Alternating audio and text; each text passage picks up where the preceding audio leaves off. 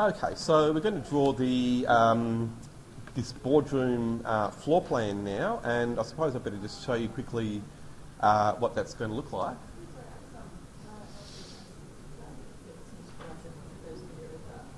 Oh, okay, yep, sure. So I'll just release your screen just very quickly. Yep. Sure. You got it? Yep. Cool. Okay, so remember it's on the Resources tab in Moodle, and I will download a copy. In fact, no, we've got a copy of that already on the P drive here. So in the 2019 folder, we've got the portfolio exercises 1 to 6 has the example drawings. So we're doing, of course, exercise 2, this boardroom plan, and then the steps for exercise 2. I'll just make sure that's in the same folder as well if you can't get to Moodle.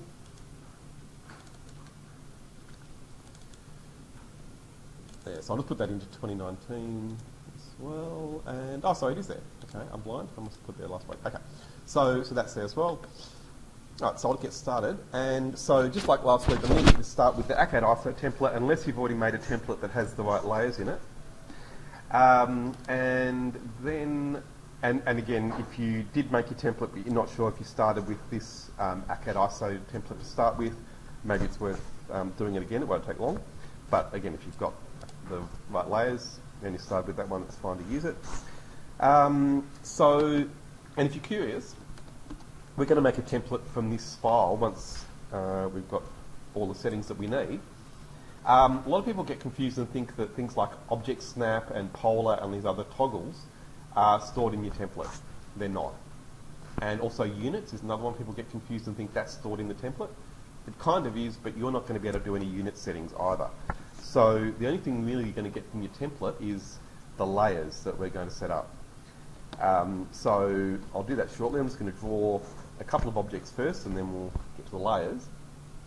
So before we do that though, I just want to check these toggles down on the status bar. And like it says in the notes, which, sorry, I've got in browser.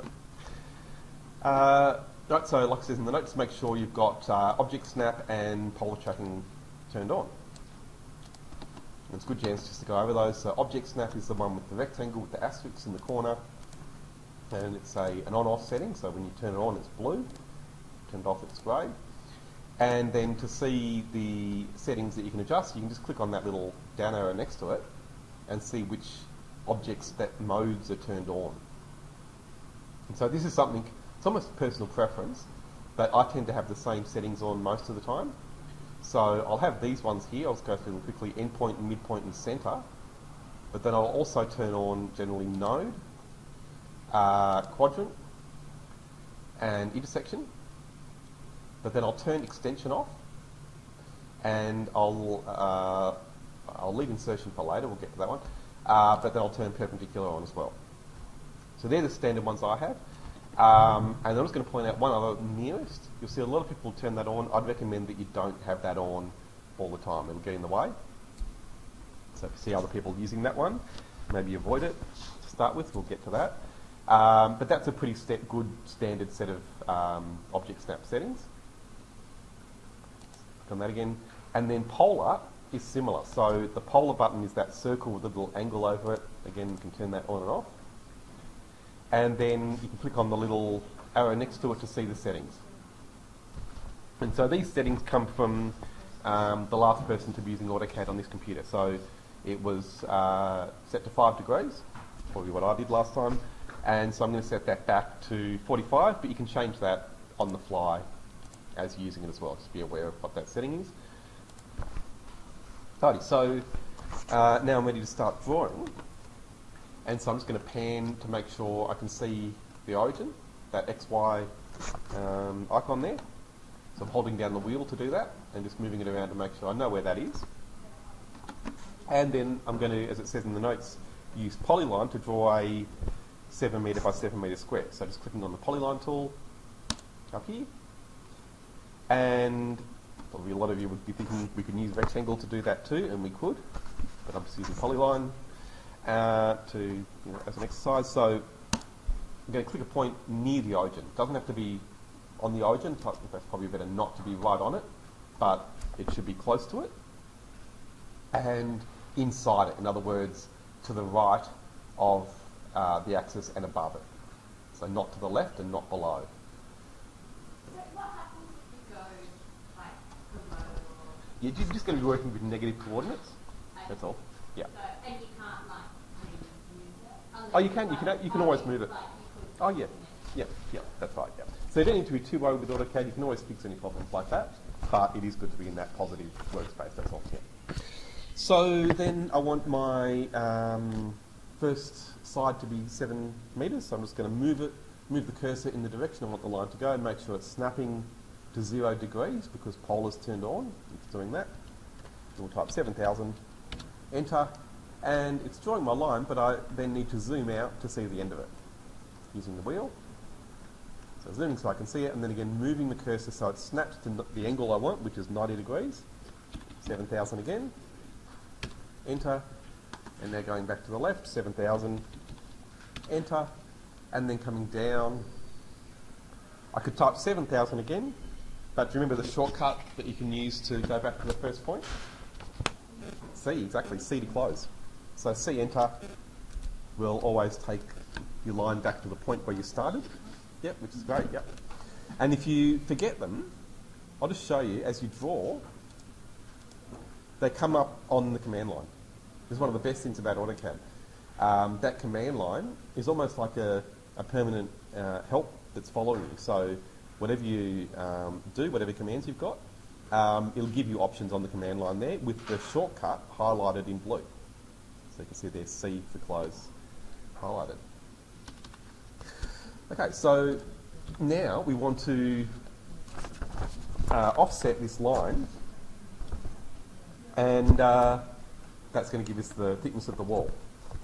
So you can see the offset tool on the Modify tab. It's this button that has the 2 parallel lines. So you might want to take a stab at the shortcut for that one. The command is called offset. Often in AutoCAD, if you know the name of the command, you can use the first letter for a shortcut. So letter O, enter, and it tells you as you type which commands you can use. So there you can see O, it tells you, is offset. So O, enter, is offset. Clicking on that button there would do the same thing, offset. And now on the command line you can see it asks us for the offset distance, so if you forget the order you need to do things, or the information that the program wants, again, just have a look at the command line and it'll tell you. So it might give you an idea. Don't turn that command line off. And so we want the wall thickness to be 100 mil. So I'm just going to type in 100 and enter, and then select that polyline and then click inside. So it needs to know which side to click. And notice it keeps going with the offset command. So I could select something else now. I could select even the same rectangle again, or the same square. And then I could click outside to offset the other way. So offset's a great thing for getting lots of parallel lines repeated. Exactly. That's right, exactly.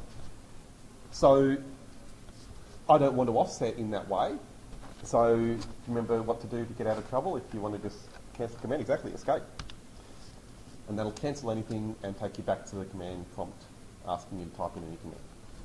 So that's great. If you're remembering all of that, it's really good. And so yeah, I did it to the inside first, and then I cancelled it. Yeah. Now, yeah, sure, no worries.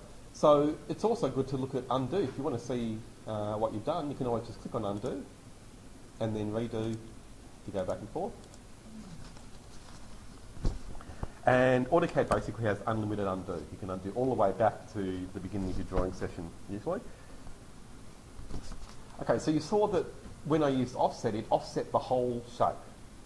And if you're wondering why I used polyline instead of line, it was because of that.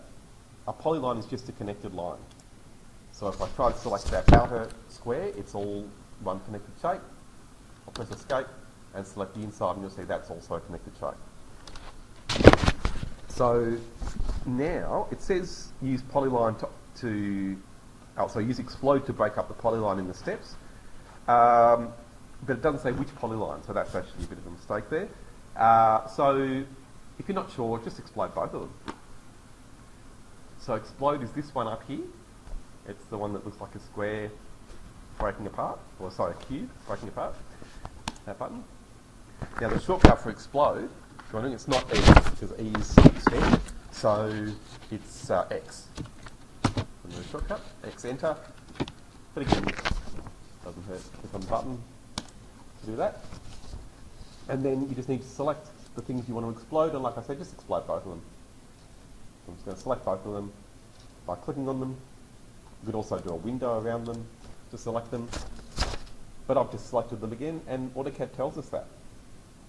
So on the command line, you can see it tells us it had found one, and then it found the other one, so there were two in total. Then I selected them again, so it tells me it's found two, but they were duplicates that I'd already selected, so there's still just two in total. And so when you see it asking you to select objects in AutoCAD, like anything on the command line, if you just want to finish that step, press enter, and they're exploded. So they don't look any different, but you'll see now if I go to select them, they're separate lines. So it's that easy to break things apart, and you can explode pretty much anything in AutoCAD, which is really handy. So now I'm going to zoom into the bottom right corner where the door is, and we've got to look at the steps for drawing, not the door, but the opening. And this is standard drawing practice. Right, so when you want to put either a door or a window into a wall, don't even think about the framing or the size of the door jamb or the door or anything like that. Always create the opening first, cut your hole in your wall, and then come back and add the door or the window to that hole. And that actually is really sensible, because that's also the way that people build. Right? They build by making the wall with the hole first before putting in all of the framing, and you won't even be designing the framing. The windows and the doors are supplied the size they are by the manufacturers. So again, always just think about the opening size. And so here we're going to use the line command, and then go from the bottom right corner, so that's this inside corner, and then it says to draw a, well, this is the old way it works, but I showed you a better way last week, but we'll do it the old way. So by clicking on that corner, like it says, you can come across using polar to snap to that angle, 180 degrees, and then type in 100. Enter. So I've drawn a line over the wall, and that's okay.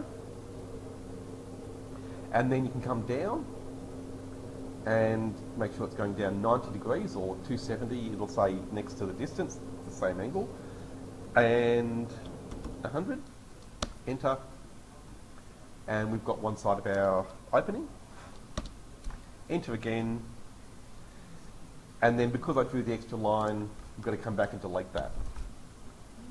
If you remember last week, the trick that I showed you that you can use to skip drawing that line, you could try that, but otherwise just do it the way I've just shown you. Oh, the trick. Yeah, okay, yeah, I'll show you the trick. Okay. Yep, okay, so, yep, that's fine. So, yep, okay, so I'll start drawing a line again. So the trick I showed is that you can actually just move the cursor onto that point, and without clicking, move it to the left, and then just make sure it's projecting along that line, type in 100, and it will actually start the line from that point, just so you don't have that extra line. So just saves you a step. But you can do it either way. And then mine just snaps it. Yeah, yeah. Yeah, you don't even need to type the 100, it will pick up, as long as you've got perpendicular, especially. That's why I turned that on. Yeah, it makes it, again, save you a step. So now I'm going to use offset again, and type in 900. Select my new line and click to the left, and that gives me the other side of my door, or my door opening. Oh, 900. Yeah.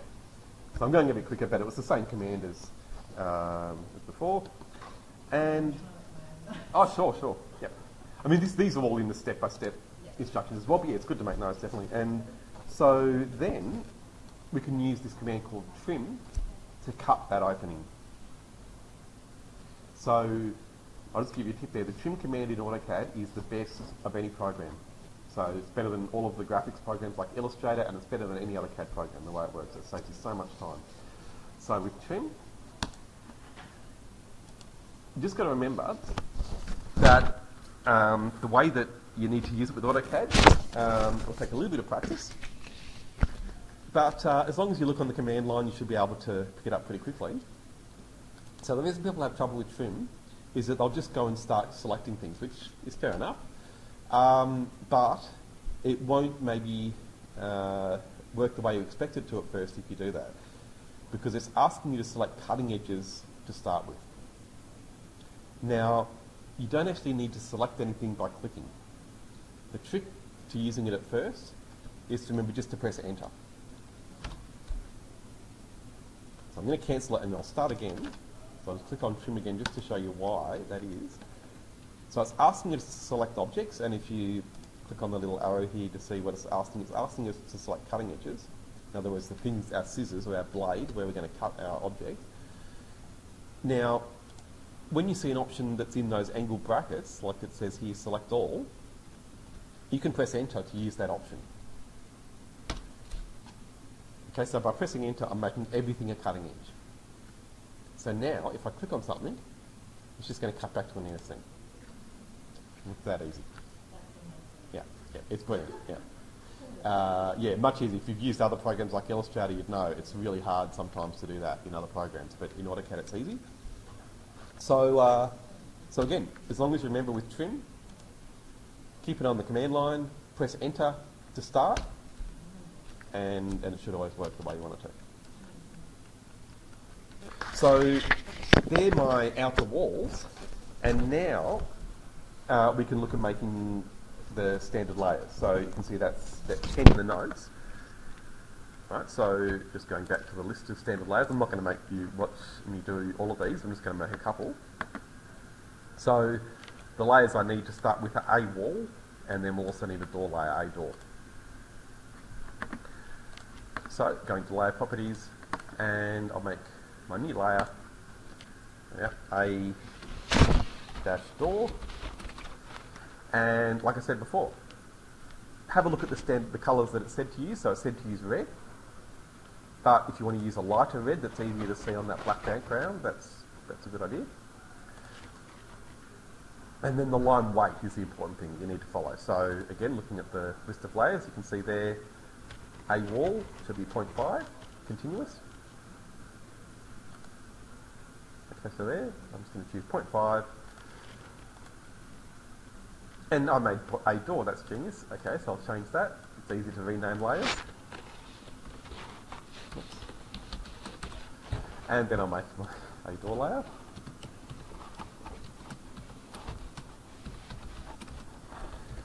Okay, so in the list here, you'll see it's 0.18, and the colour is cyan. God, see, don't use cyan.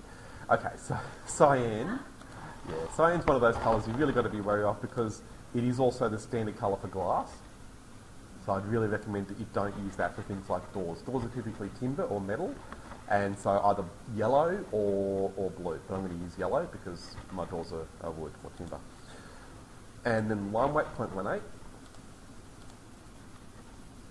But again, with the colours, I'm not going to be very fussy with those when I'm looking at your drawings, because we won't be assessing the colours you use. So the colours are up to you. You're the only one who'll know. And so again, use whatever makes sense for you. And then I'm going to set a door as the current layer just by double clicking on that little icon next to it. You can also use the tick up here. And then I'll close my layer manager. It just means that when I draw new things, they'll be on that door layer. So if I was to draw a line now, you'll see it'll be yellow because that's the current layer. Yeah, sure. So I want to change all of these lines I've drawn though onto the wall layer. So firstly, I'm going to make sure there are no commands running by pressing escape. Then I can select all of those lines by making a window around them. And remember, when you select them in the right way, you'll see these blue handles or grips come up. So you know that's working properly. Click on the list of layers and then just choose the layer you want. So then the final thing I'll show you before giving some time to try these things is putting the door in.